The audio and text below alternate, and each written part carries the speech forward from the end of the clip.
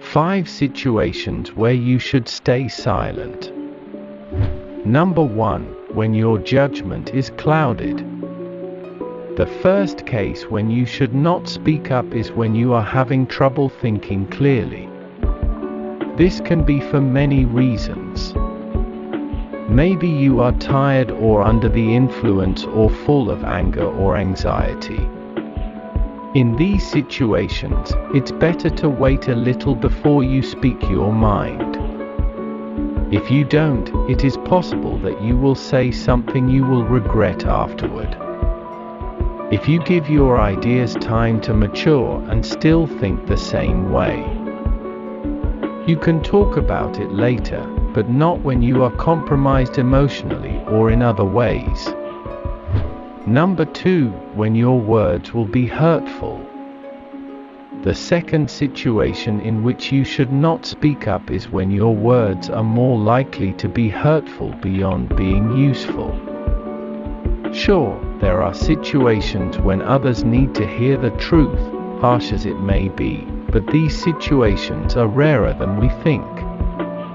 Consider whether the words you want to speak are going to be useful or if you are acting to hurt the other person.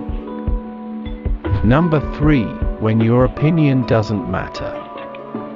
The next situation when you should not speak up is when your opinion is irrelevant. It's never easy to admit and accept it, however, it's very important, even if our ego doesn't agree. When you don't know enough about a situation or other people are experts, or when your opinion has no impact on others, it's often better to stay silent, just because it's the wisest thing to do.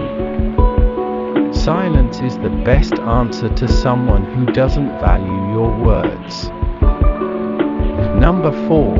When you don't have enough evidence. Sure, in some situations we are free to speculate and speak up even if we don't have evidence. However, this is not always true.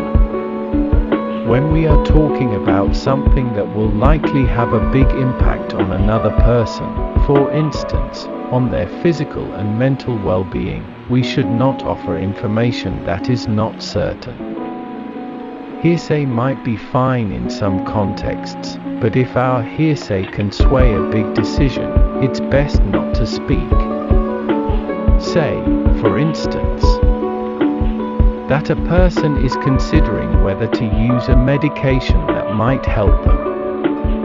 It's best not to bring up a rumor about a friend of a friend who used that medication and had side effects unless you are certain it's a fact and not a rumor. Number 5. When asked not to speak. If recognizing that your opinion is not relevant is hard for the ego, being asked to stay silent is even harder. You might be asked to take a backseat in some situations, for instance, in some work contexts or in other circumstances, and that can make us want to speak up. However, it's best to restrain that impulse and instead reflect. Why are we being asked to stay silent? Listening and learning can also be good in these situations. Number 6.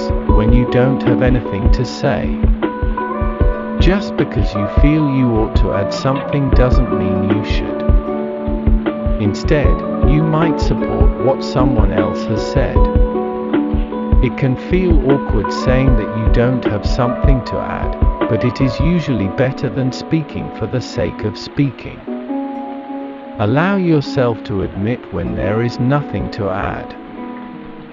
Be careful with your words. Once they are said, they can be only forgiven, not forgotten.